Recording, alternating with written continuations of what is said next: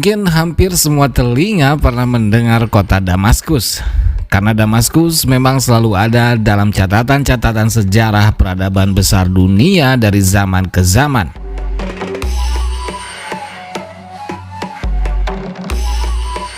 Damaskus selalu tercatat dalam berbagai literatur, hikayat, kronik-kronik, buku, hingga penelitian-penelitian modern saat ini. Karena kota ini sudah ada sejak zaman para nabi hingga zaman modern hari ini. Umurnya sudah 11.000 tahun dan masih terus hidup dan dihuni sampai saat ini.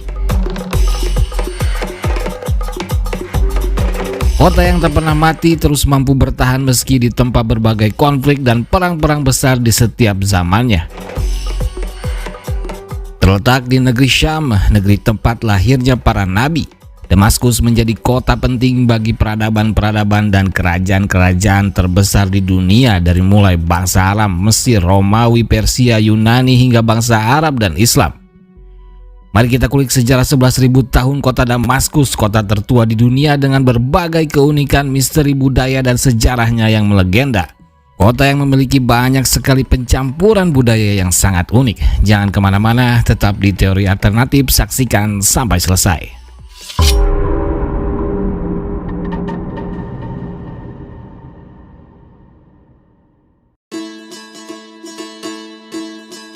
Dikumpulkan dan disepakati oleh para arkeolog, peneliti geografi dan sejarah berdasarkan data dan bukti sejarah yang ada, serta penelitian membuktikan bahwa Damaskus merupakan kota tertua yang masih dihuni di dunia saat ini.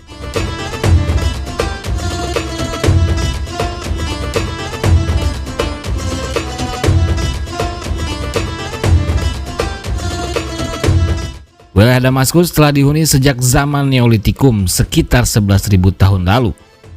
Bukti arkeologis di Tel Ramad dekat Damaskus menunjukkan bahwa pemukiman pertanian awal sudah ada di Damaskus. Masyarakat kala itu hidup dari bercocok tanam dan beternak, memanfaatkan sungai Barada dan tanah subur di sekitarnya.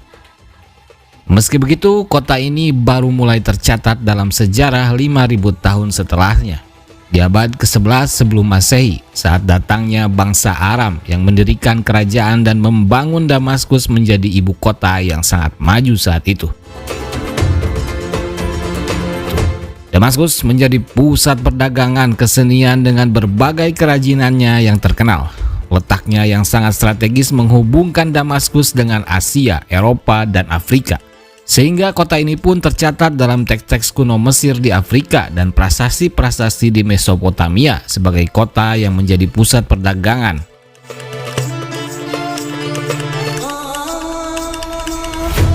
Bangsa Aram merupakan keturunan Aram bin Syam bin Nuh alaihissalam.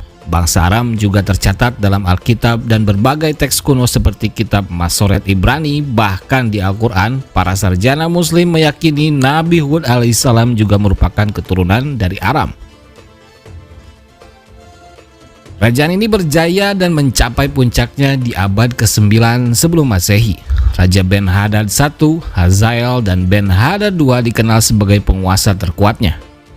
Kota ini begitu berpengaruh menjadi pusat politik, perdagangan, budaya, dan pengetahuan saat itu. Bahkan bahasa Aramaik menjadi bahasa sehari-hari yang juga digunakan masyarakat sekitarnya seperti di Israel, Mesopotamia, Babilonia, dan lain-lain. Namun, karena begitu pentingnya Damaskus, kota ini menjadi incaran semua kerajaan, yang akhirnya Kekaisaran Asyur dari Mesopotamia, Irak, merebut kota ini.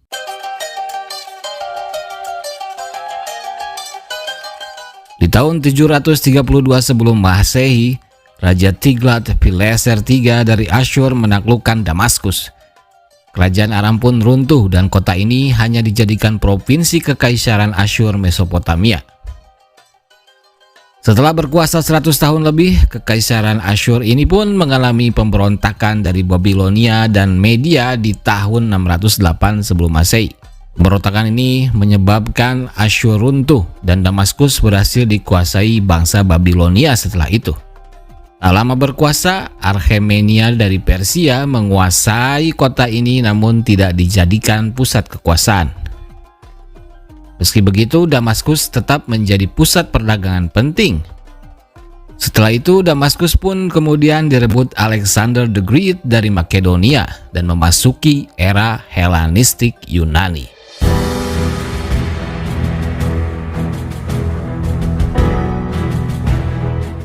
Dan sejak itu Damaskus pun menjadi pusat urbanisasi dengan arsitektur kuil dan sistem pemerintahan ala Yunani. Bahkan mereka pun mengganti bahasa lokal dengan bahasa Yunani. Budaya Helenistik Yunani pun bercampur dengan budaya lokal Semitik yang menciptakan budaya baru yang sangat unik dengan dialek bahasa Yunani yang baru. Dan setelah kematian Alexander Agung, kota ini terus diperebutkan oleh dinasti Seleukia dan Ptolemeus, dinasti-dinasti yang juga sama-sama dari Yunani. Damaskus pun tetap dalam pengaruh Yunani selama berabad-abad hingga di tahun 64 sebelum Masehi, Jenderal Pompei dari Kekaisaran Romawi menaklukkan Suriah dan Damaskus resmi menjadi bagian Kekaisaran Romawi.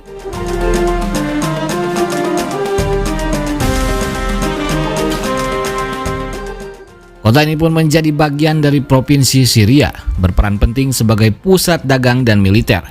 Pembangunan besar-besaran dilakukan oleh Kekaisaran Romawi, termasuk forum jalan-jalan berlapis batu dan kuil-kuil Romawi seperti kuil Jupiter.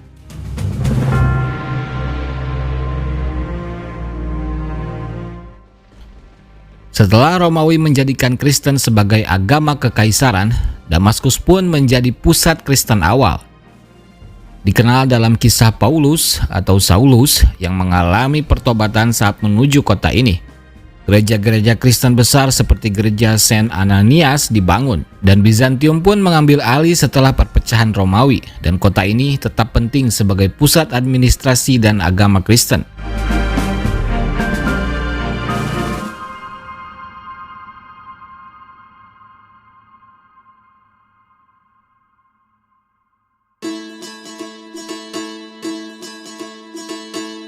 Setelah 6 abad lebih dalam kekuasaan Romawi dan Bizantium, transformasi besar terjadi di abad ke-6. Di tahun 636 Masehi, pasukan Muslim di bawah pimpinan Khalid bin Walid mengalahkan Bizantium di pertempuran Yamruk di zaman keholifahan Sayyidina Umar bin Khattab.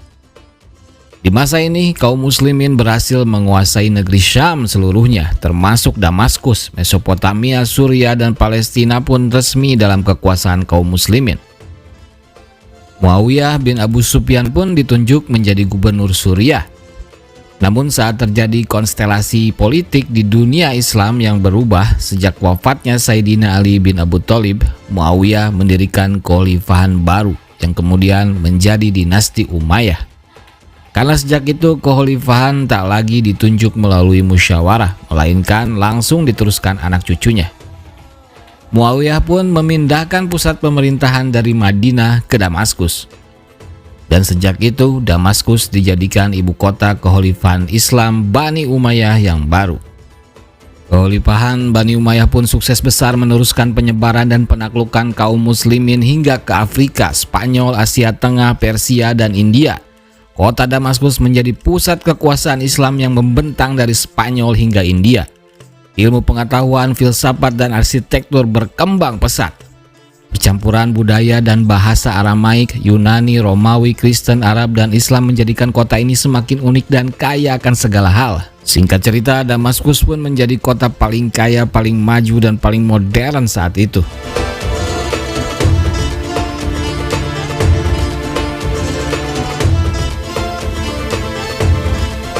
Namun setelah 100 tahun berkuasa di Damaskus, Bani Umayyah pun digulingkan kekhalifahan Abbasiyah. Dan Abbasiyah memindahkan ibu kota Islam dari Damaskus ke Baghdad, Irak. Akan tetapi di masa ini Damaskus tetap penting sebagai pusat perdagangan. Saat invasi bangsa Mongol yang meruntuhkan kekhalifahan Abbasiyah, Damaskus kembali diperebutkan oleh kerajaan-kerajaan kecil yang bermunculan seperti Tulunia dan Ihsidiyah. Di abad ke-11, Seljuk Turki menguasai Damaskus dan membangun banyak madrasah Islam. Lagi-lagi Damaskus kembali diperkaya budaya baru dari orang-orang Turki. Kesultanan Seljuk Turki mengosongkan Damaskus karena invasi Mongol. Dan saat Perang Salib, Damaskus pun dikuasai dinasti Ayyubiyah dari Mesir yang dipimpin Salahuddin Al-Ayyubi.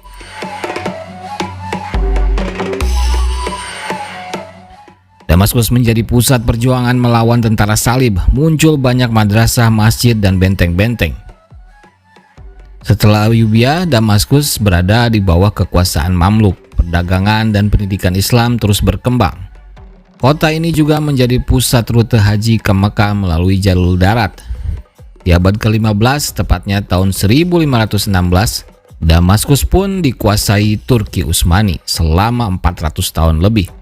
Di bawah Utsmani, Damaskus menjadi wilayah administratif penting, titik pemberangkatan kafilah haji, pusat pasar besar dengan Souk al-Hamidiyah dan bazar kuno lainnya. Muncul berbagai sekolah sufi, tarekat, dan madrasah selama periode ini. Namun setelah Perang Dunia I dan runtuhnya Kekhalifahan Ottoman, Suriah dan Damaskus berada di bawah mandat Prancis. Pada tahun 1920, Damaskus sempat menjadi ibu kota kerajaan Arab Suriah di bawah Raja Faisal, tetapi segera ditumbangkan oleh Prancis. Di tahun 1925 sampai 1927, kota ini menjadi pusat pemberontakan nasionalis besar melawan Prancis. Damaskus dibom berat oleh tentara Prancis, banyak bangunan bersejarah yang rusak.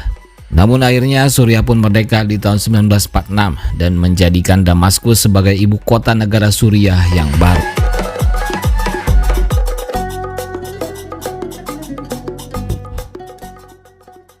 Akan tetapi negara ini tidak pernah stabil sejak merdeka. Perang hingga kudeta terus-menerus terjadi. Kekuasaan terus berubah hingga rezim keluarga Assad di tahun 1970-an berhasil menyetabilkan Suriah dan mulai melakukan pembangunan dan perbaikan kota tua dan bangunan-bangunan bersejarah lainnya. Namun lagi-lagi perang saudara kembali berkecamuk di tahun 2011 hingga sekarang. Perang ini berhasil menumbangkan rezim Bashar al-Assad. Selama perang, Damaskus relatif stabil meski mengalami blokade dan kesulitan ekonomi.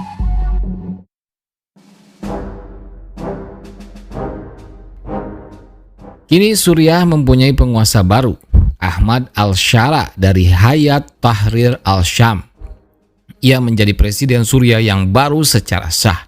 Damaskus pun kembali memiliki masa depan, meski sudah berkali-kali diperebutkan bangsa-bangsa dan kekaisaran-kekaisaran besar dalam perang-perang yang terus berkecamuk. Namun Damaskus tetap mampu hidup di berbagai zaman hingga kini.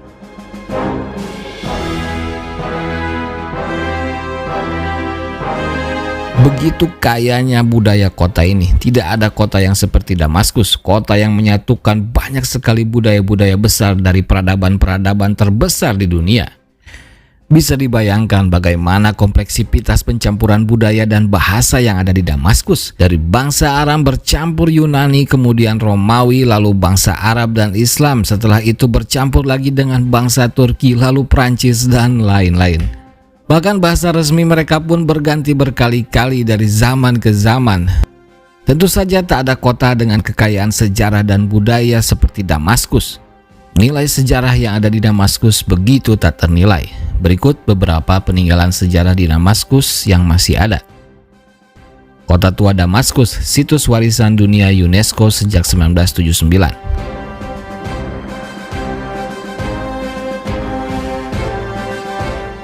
Masjid Umayyah, salah satu masjid terbesar dan tertua di dunia.